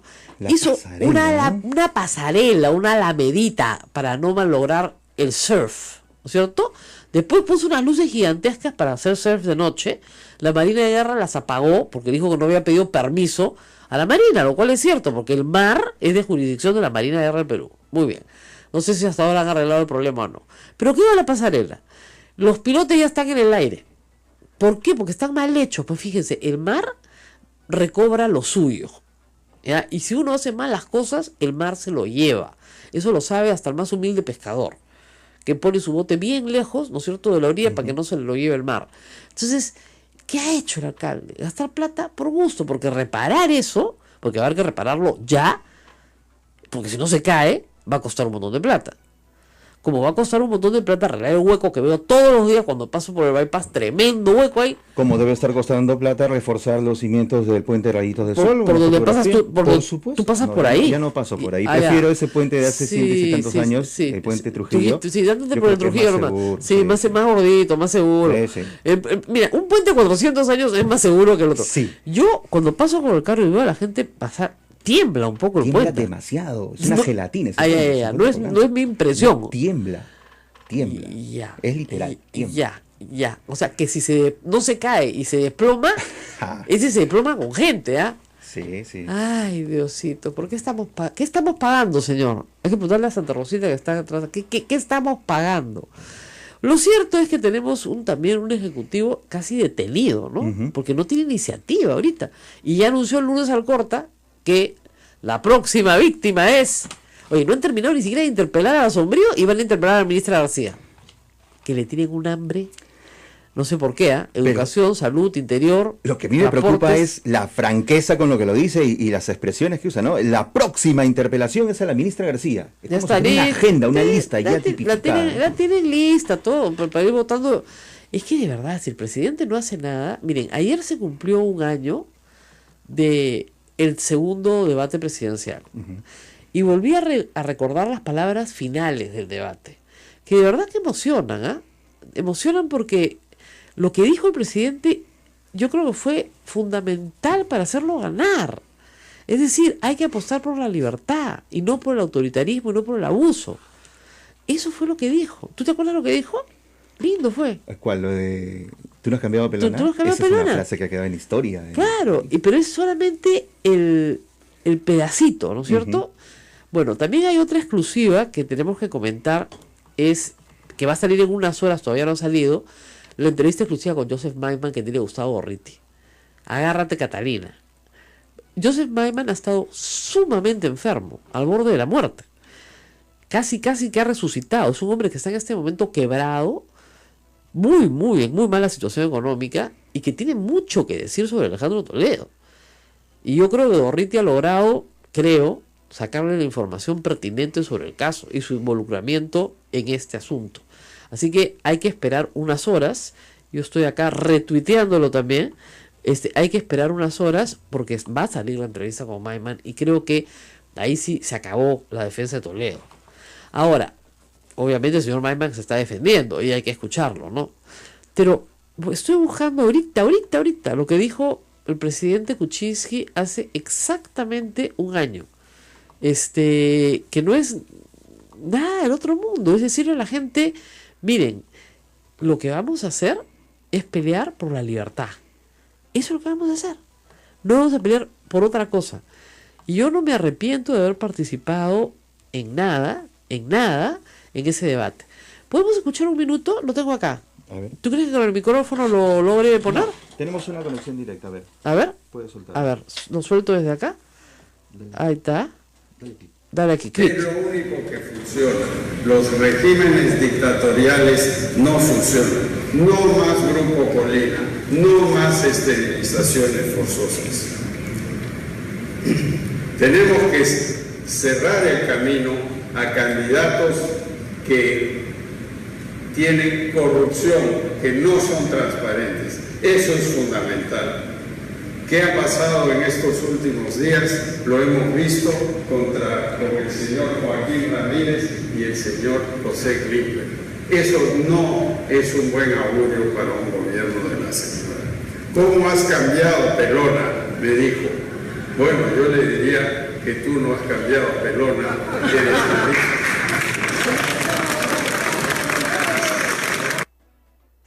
¿Te acuerdas? Sí, sí, claro. Tú no has cambiado, pelona. Esa fue fuerte, ¿ah?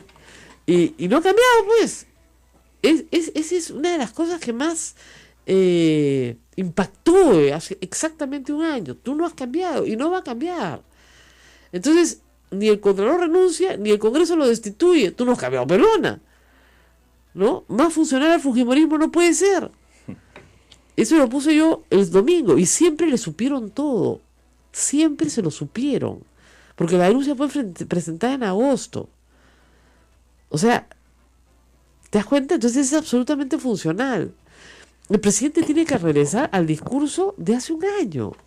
Al discurso en el cual se deslinda con la corrupción. Y en este momento pedir la destitución del señor Alarcón es deslindar con la corrupción. Y el presidente, él debería pedirla. Él personalmente debería pedirla. Sí, debería pedirle al Congreso de la República que destituya al señor Alarcón, porque no es un contralor confiable. Porque ha faltado a la ley que lo obliga a tener un comportamiento mucho más claro. Miren, acá está más completo, porque el final es bien bonito. Escuchen bien. A ver, pongo... Ayúdenme desde control. Fundamentales. La primera es para servir a los peruanos.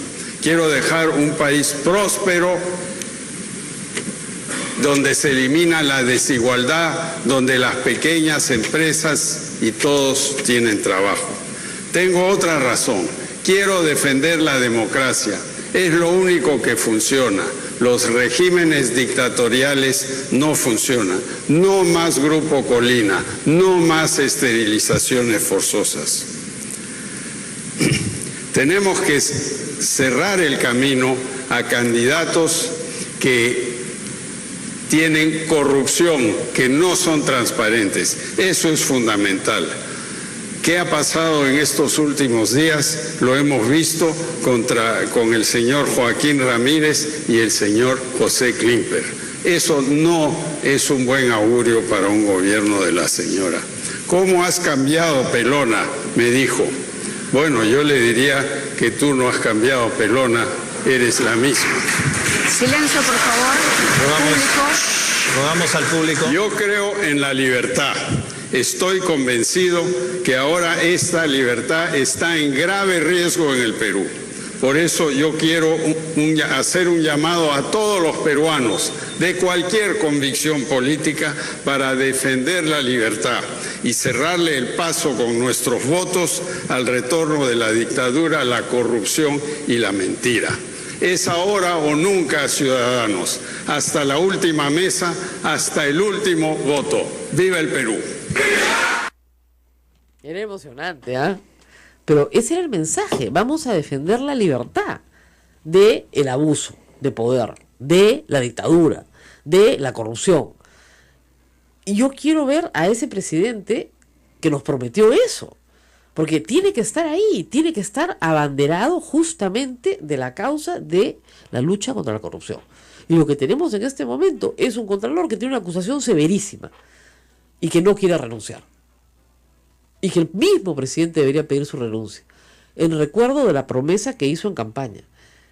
Porque en este momento ese contralor es funcional a los intereses de una mayoría fujimorista que está buscando perpetuarse en el poder sobre la base del abuso. Y ya lo dijo el señor claramente Zavala. Una cosa es fiscalizar y otra cosa es abusar. Basta ya de esta cooperación infructuosa con una mayoría que lo único que hace es poner a ministros en lista para poderlos interpelar y censurar uno por uno. Vamos a ir a una pausa. Se ha emocionado nuestro productora. Se ha emocionado. Hasta la última mesa, hasta el último voto. Volvemos. Vamos a la pausa. Regresamos. Sodomco, Sociedad Dominica de Medios de Comunicación.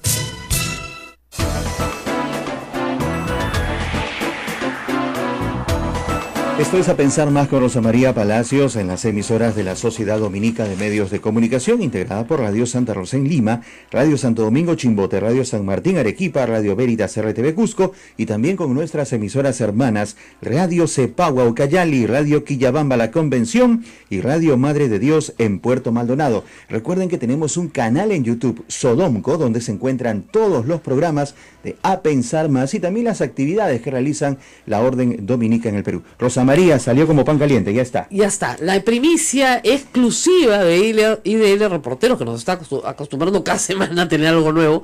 Esta vez, Gustavo Gorriti ha logrado entrevistar a Joseph Maiman, que es clave en el caso Toledo, pero absolutamente clave. Voy a leer algunas partes, voy a glosar algunas partes de la entrevista. Ustedes pueden entrar a idlreporteros.pe y ver la entrevista completa. Maiman se muestra cauteloso, no quiere hablar demasiado, eso hay que adelantarlo, pero sí dice algunas cosas interesantes. Voy a leer primero la introducción de Gustavo Gorriti. Si hay una persona que sabe si Odebrecht coimió a Alejandro Toledo y cómo, esa es Joseph Maiman. El hombre de negocios cuya trayectoria empresarial y vida a secas deja a la montaña rusa como una plácida navegación. Maiman, ya se sabe, recibió en cuentas de sus compañías pagos millonarios de Odebrecht, los mantuvo varios años y luego los dirigió hacia Centroamérica, Ecoteva y las contradictorias explicaciones de Toledo. Maiman sabe por qué entró el dinero de Odebrecht y por qué salió hacia Ecoteva, y sabe también que eso representa un serio problema para él, aunque esté muy lejos de ser el mayor. En los últimos años, Maiman pasó en poco tiempo de potencia multimillonaria al descalabro empresarial y luego a ser desahuciado y enfrentar la inminencia de la muerte.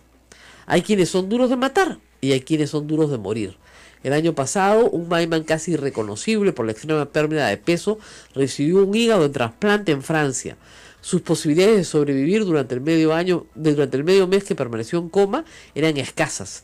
Pero no solo logró despertar, sino inició una lenta y continua recuperación. Meses después, todavía débil, Maiman intenta conseguir con sus empresas lo que logró con su cuerpo, resucitarlas. Y contra todo cálculo de probabilidades, pareciera estar en camino a lograrlo.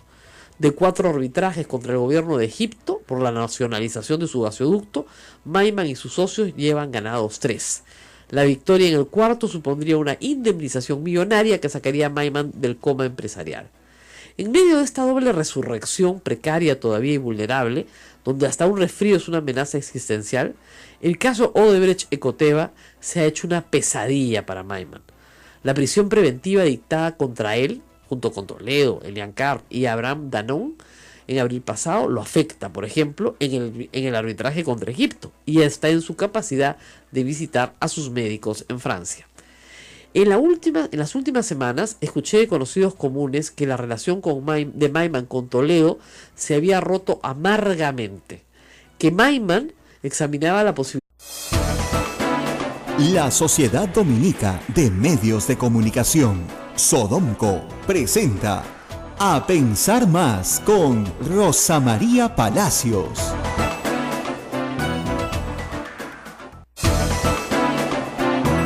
8 de la mañana, 00 minutos. Bienvenidos, esta es una nueva emisión de A Pensar Más con Rosa María Palacios, hoy martes 30 de mayo del año 2017. Rosa María, buen día. Y todavía con jet lag, desde acá, reportando. ¡Qué bárbaro!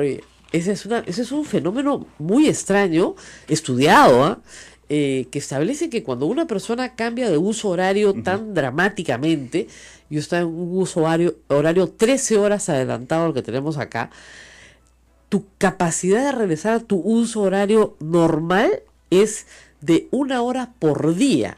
Es decir, me voy a demorar 13 días en volver a no estar despierta como un búho a las 4 de la mañana mirando el techo. ¿Qué pasa? ¿Te despiertas a esa hora o no puedes dormir? Hay de las dos. Hay de las dos cosas. O que no puedes dormir a tu hora y que durante el día te mueres de sueño. Y claro, te esfuerzas en no dormirte para irte a dormir y de repente a las 3 de la mañana estás sentada, ya, listo, se acabó. Entonces, no se ha acabado. Tengo unas horitas más, ¿no? Y cuando llegaste allá, ¡fatal! Peor. Claro, nunca dormí bien. Todos los días nos levantamos, casi todos decíamos, ¿a qué hora estás levantado? A las 5 de la mañana. Porque tus días eran madrugada. Claro, o sea, yo a las 5 de la mañana ya estaba en pie, pues. En pie. Es más, nos íbamos a hacer ejercicio, a caminar, ¿no? Para que ya sea la hora de salir a las 7, digamos, ¿no? Pero casi todos hacíamos el esfuerzo. La recomendación es ir con el día, ¿no? O sea, tú haz en donde estás el mismo horario. Pucha, que a las 8 de la noche ya no sabía ni cómo te llamaba, de luchando hasta las 10. Ya pues a las 4 de la mañana estabas en pie. Todas las noches, ¿eh? Regresas, el mismo problema. Otra cosa que acá descuadra es la política, ¿no? Por lo menos. Bueno, y además, claro. Es manejable. Claro, y como tenemos cosas que contarles, o sea, aquí la política no aburre, entonces, claro, uno durante la noche se levanta y dice, ¿y ahora qué voy a contar en A Pensar Más? Y bueno, las reacciones a la denuncia contra el Contralor han sido diversas, pero casi todas, la mayoría, le han solicitado así educadamente su renuncia. Así es. Y él ha cantado esa canción de No renunciaré, ¿no? Esa. De Lolita. Así, pero con ganas, ¿ah? Y no, yo no he hecho nada. O sea, tenemos un Contralor que es incapaz de discernir el bien del mal. Eso se llama discriminación moral. Él no ha hecho nada malo. Eso es lo que él dice. Él no ha hecho nada malo. Hay una ley que le prohíbe como vicecontralor tener actividad lucrativa. Yo entiendo que el señor tiene... Mire, el Estado paga poco, ¿ya? Y muchísimos funcionarios públicos tienen otro negocito. Pero resulta que cuando tú trabajas en la Contraloría, o cuando eres juez, por ejemplo, no puedes tener otro negocito. Puedes tener una renta, por ejemplo, de un bien inmueble que alquiles, ¿ya? Pero no puedes tener actividad lucrativa, ¿ya? Entonces, eso es lo que no entiende el Contralor. Y él ha tenido un negocio de compra y venta de autos usados, que no es ilícito per se, pero sí es ilícito para él. Entonces, ha hecho algo incorrecto. Que se lo sacan después del informe de Chinchero. Oiga, el informe de Chinchero es un mamarracho. Por ese solo informe, deberían haberle pedido que renuncie. Porque acusa penalmente a 10 funcionarios y no señala dónde está el dolo. El dolo, para nuestros amigos oyentes, es la intención de hacer daño. Cuando alguien te hace daño, pensándola bien, ¿no? Planificando, ¿ya? Eso es con dolo, ¿ya? Yo he querido hacer esto y lo he hecho, ¿ya? Muy bien, eso es hacerlo. Tiene penas mayores que una simple culpa. Así es, no, y o sea, el dolo es el que determina normalmente el delito. La culpa también, ¿ya? Pero en la culpa la responsabilidad es muy baja porque tú no quisiste hacer eso, pero el daño está. Claro. Entonces, sin embargo, hay una pena también. Pero en el dolo no hay discusión. Y el señor Alarcón ha reconocido a Daniel Llovera que efectivamente es que a él le gustan los fierros, pues, ¿no? Y que ese es su negocio. Ahora, en el reportaje de Cuarto Poder que yo ayer he revisado así, pero minuto a minuto, a mí se me había pasado un detalle que creo que es importante. Hay un momento en que el Contralor le dice a Daniel Llovera, oiga, pero hay padres de congresistas también denunciados. Es una amenaza velada, minuto 6.50. Por favor, los que tengan el reportaje, en el minuto 6.50, yo lo he colgado en Twitter ayer, allí hay una amenaza velada como diciendo, hay congresistas en el mismo problema. ¿Qué pasa? Cuando eres congresista, efectivamente, tus parientes se fregaron. Eso es así de fácil. Tu hermano, tu papá, no pueden contratar con el Estado. No pueden contratar con el Estado. Claro. Punto, ¿ya? Ni tampoco el presidente de la República, ni tampoco los ministros. Hay una larga lista de gente que son funcionarios públicos que no pueden sus parientes directos participar en actos que tengan relación con el Estado, compra-venta de bienes, ser proveedores, etcétera, etcétera. ¿Ya? Sí, no, claro, tu primo se mete congresista y de repente tú eres proveedor, no sé, pues del Ministerio de Salud. Te fregaste. Claro. ¿Ya? Entonces sí hay un daño, por supuesto, por eso la familia a veces tiene que intervenir y decir, no hijito, tú congresista ni muerto, porque no matas de hambre. Pero, de verdad, o sea, hay prohibiciones. ¿Por qué? Porque se presume que va a haber nepotismo, o sea, que se va a favorecer, como de hecho sucede, a familiares para que obtengan ventajas del erario público. ¿Ok? Entonces, por esa razón, no se puede tener familiares que obtengan beneficios en negocio. Ahora, si tu pariente es ministro y tú eres congresista, no hay ningún problema. No es por el hecho de participar en la administración pública como funcionario, sino ser proveedor de la administración pública, tener negocios con la administración pública. No se puede. Participar en remates, por ejemplo. Los hermanos los congresistas no pueden participar en un remate de bienes públicos, no, ni por interpósita persona. ¿Ok? Entonces, el Contralor igual no puede desarrollar actividad lucrativa, ni el Contralor ni el Vicecontralor. Y él desarrolló actividad lucrativa cuando era Vicecontralor. Pero preocupa esta amenaza oculta, ¿eh?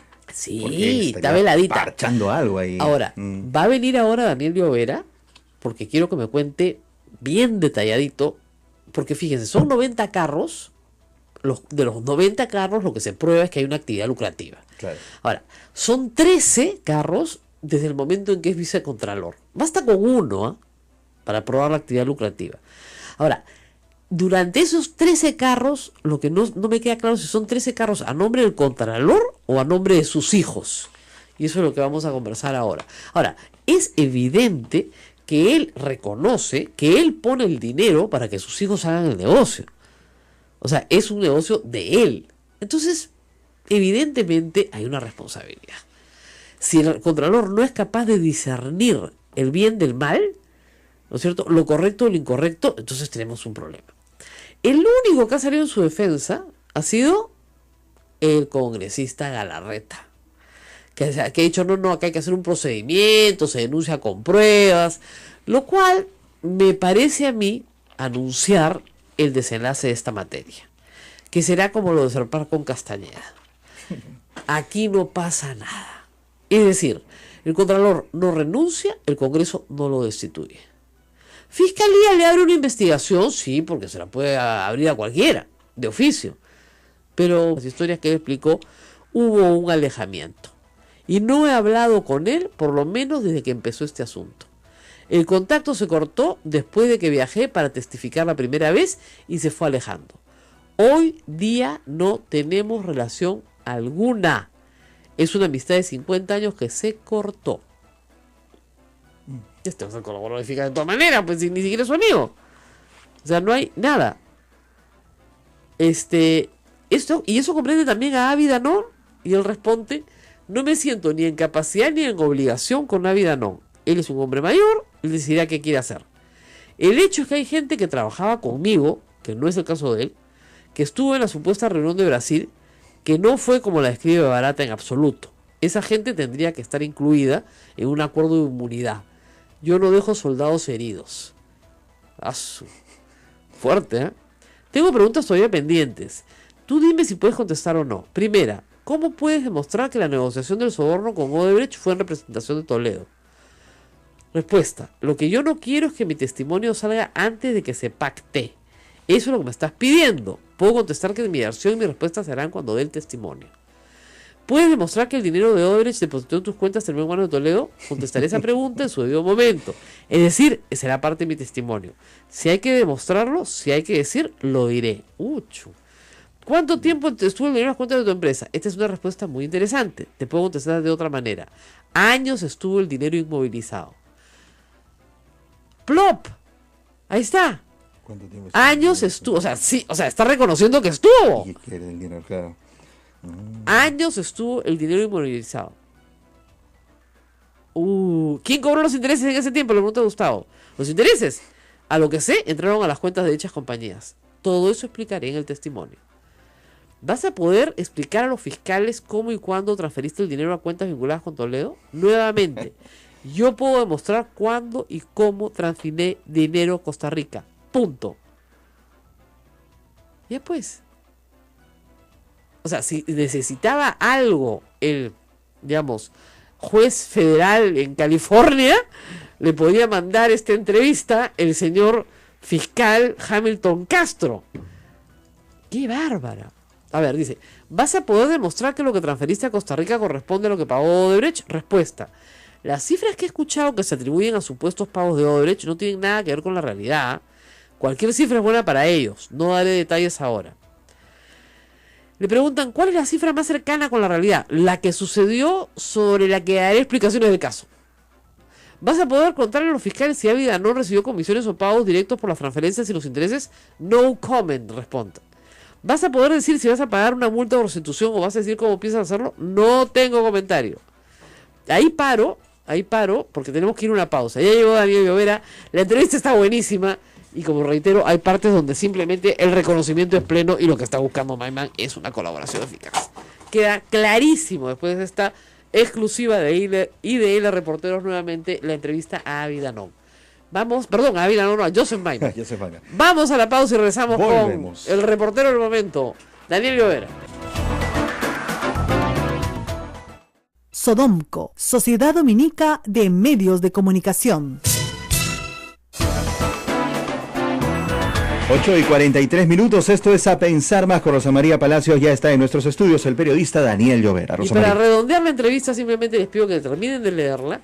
El tema aquí grave es que lo que no quiere Maiman es la prisión preventiva de 18 meses, obviamente. No quiere tener varios fiscales y varios procesos, sino que todo se unifique. Y tampoco quiere ser colaborador eficaz porque dice yo no soy un criminal arrepentido. No, yo quiero ser un testigo.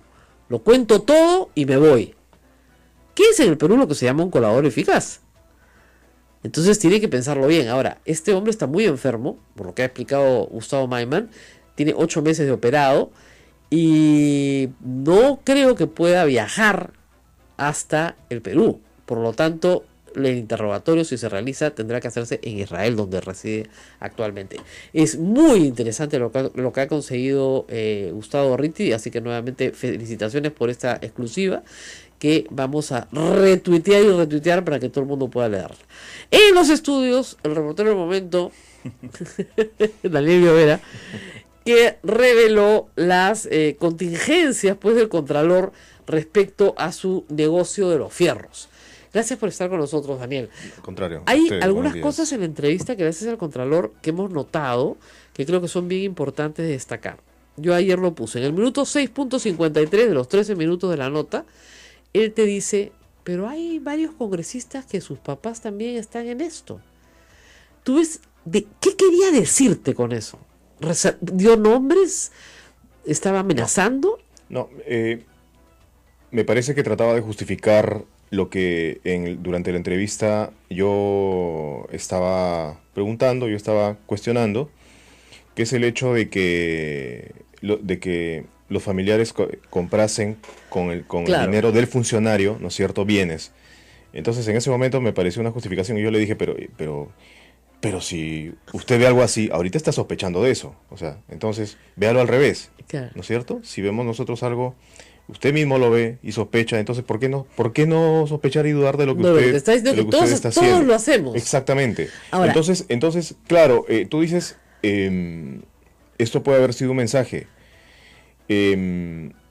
Tal vez. Entonces, no lo sé, pero él está en la obligación de investigar hasta el final a esos congresistas a los que se ha referido. Decir quiénes son, ¿no? Exactamente. Ahora, cuando tú haces el análisis de los 90 carros, él empieza a comprar carros ¿en qué año? ¿Del 2004? 2003. 2003. Sí.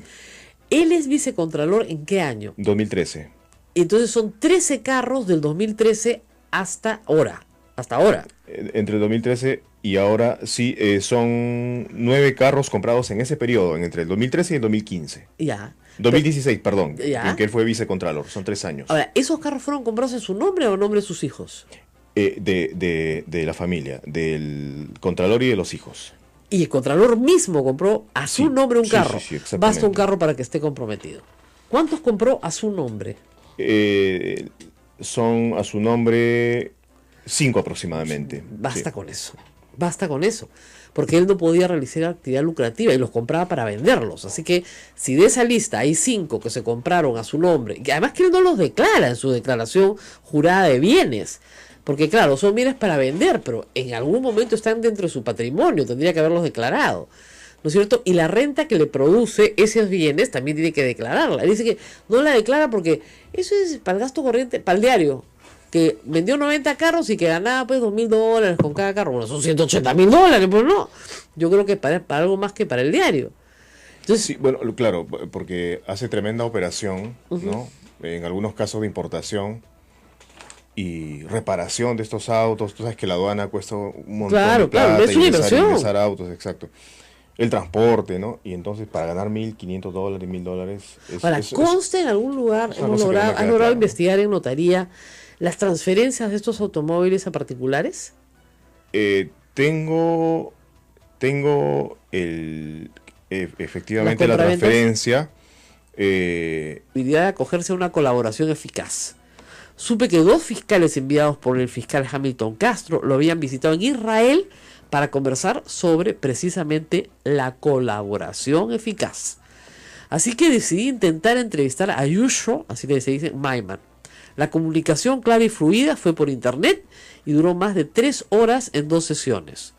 Hubo algunas conversaciones en off the record que, como es natural, no fueron incluidas. Como era necesario insistir, toqué los mismos temas varias veces. Los he juntado, editado y resumido para mayor claridad. Y aquí, por primera vez desde su resurrección, Maiman habla, se contiene a medias y dice mucho más. Esa es la introducción de la entrevista de Gustavo Orlandi, que nos da una clara idea de lo que está pasando con el personaje. Y va con la primera pregunta. En el momento, pregunta Gustavo Gorriti, en el momento de testificar, ¿cómo estarías en condiciones de demostrar que la negociación de pagos con Odebrecht fue en representación de Toledo? Respuesta de Maiman. No pienso comentar al respecto, Gustavo. No pienso comentar nada al respecto. Todavía no sé con qué fiscalía o con qué procurador voy a estar enfrentándome. Y sencillamente tampoco quiero que me cite un tercero o un cuarto. Entonces no pienso comentar respecto a eso. Cuando tenga que testificar, lo haré. Toma mientras. Sí, le pregunta a Gustavo, pero se trata de tener una idea general antes que precisa, como para saber de qué va a ser un testimonio valioso. Y él responde, Maiman, yo no pienso añadir ni quitar a lo que de mejor fe recuerdo que pasó. Bueno, es una cosa muy propia, ¿no? Yo no pienso añadir ni quitar a lo que de mejor fe recuerdo que pasó. Entonces Gustavo le repregunta, pero ¿puede demostrar que el dinero que Odebrecht pagó, y está claro que lo pagó, terminó en manos de Toledo? Respuesta, no pienso contestar eso, Gustavo. No puedo, no pienso y no quiero contestar. B. Odebrecht. Solo te puedo contar que han habido casos de gerentes de muchísima importancia en Odebrecht que tienen una historia de mentir. Algunos se han jubilado con todas las supuestas comisiones que han pagado en Europa. Se quedaban con gran parte de ello y no llegaban al supuesto receptor al que no pedían recibos. Odebrecht, no te olvides de que el único testimonio fuerte aquí es el de Alibaba y sus 40 ladrones, que han sido grandes ingenieros, pero precisamente en la parte corrupta. Agárrate. Entonces Gustavo le dice, o sea, lo que está diciendo es, de la plata que me iban a dar, no me dieron todo porque algo se quedó en el camino. O sea, ladrón que roba ladrón. Claro. Gustavo le pregunta, pero el hecho es que hay documentos que prueban que se produjeron depósitos de parte de Odebrecht en cuentas que manejaba tu organización. Y también está claro que Toledo ha invertido dineros que vinieron de acuerdo con tu propio testimonio de tu organización. Los dos extremos están documentados. Entonces tu testimonio, Yuyo, tiene que aclarar eso. Como te dije, responde. Estoy muy dispuesto a aclarar y a dar testimonio sobre todo lo que sucedió. Y como te dije antes, no pienso ni añadir ni quitar. No quiero ocultar nada. Y no quiero decir algo que pudiera no ser verdad. O sea, lo va a contar todo si le mandan un fiscal, es lo que está diciendo. Muy bien, le pregunta a Gustavo, tú has dado antes testimonios que a la luz de lo que se conoce ahora no son ciertos. Lo que darías ahora debería ser la descripción puntual de la verdad de los hechos. Eso es poder contar qué pasó con ese dinero que Odebrecht depositó en tus cuentas y si es que terminó o no en las manos de Toledo. Responde lo siguiente Maiman, tomen nota. Cuando tenga que testificar voy a dar la versión, voy a describir lo que sucedió, por qué y de dónde. Me estás pidiendo, Gustavo, que venga con un statement muy claro, que recibí algo para alguien o que no recibí algo para alguien y no pienso contestar ni lo uno ni lo otro. Yo no quiero ni acusar ni defender a Toledo. Yo estoy dispuesto a explicar qué es lo que sucedió, pero una explicación ahora no me parece prudente. Entonces Gustavo le dice, lo que creo que es prudente decir es si tu testimonio va a aclarar en forma factual y comprobable lo que pasó con esos dineros, dónde empezaron, dónde terminaron y cómo terminaron. Respuesta, daré las respuestas en su debido momento. Este señor está enfermo, pero tiene un pelo tonto, ¿eh? La verdad, ¿no? Comentario aparte, Ismael, o sea, sí, tú estás siguiendo la entrevista. Bastante, claro que sí. No, y además lo que le está diciendo Toledo es, yo voy a contar todo, ¿eh? Olvídate. Entonces Gustavo insiste, no te pido que entres en detalles, lo único que te pido es si vas a dar la versión clara y real de lo que pasó con esos pagos. Yo creo que sí, le responde Maiman. Yo creo que mi información, mi testimonio, podría ser de utilidad para entender qué es lo que pasó. De utilidad. Lo remarca. Lo remarca, sí. De utilidad. Es colaboración eficaz de todas maneras. Claro. Entonces Gustavo le dice, de utilidad.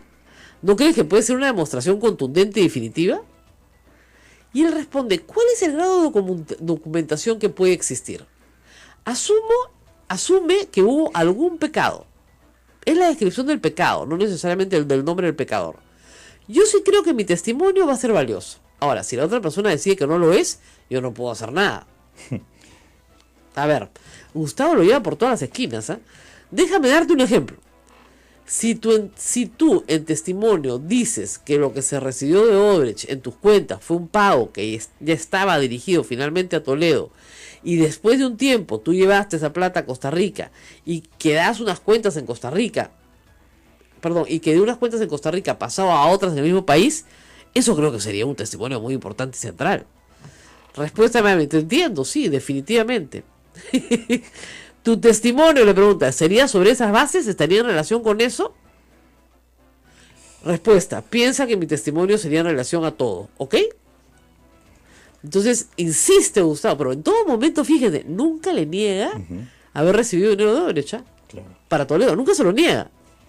Discúlpame, Joshua, le pregunta, pero estamos hablando, mi testimonio sería, a mi opinión, de mucha utilidad, para esclarecer todo lo que sucedió, y no quisiera entrar en más detalles que eso.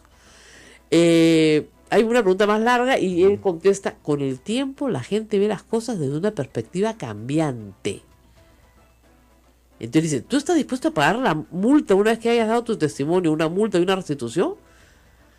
Él responde, yo no creo que causó ningún daño al Estado.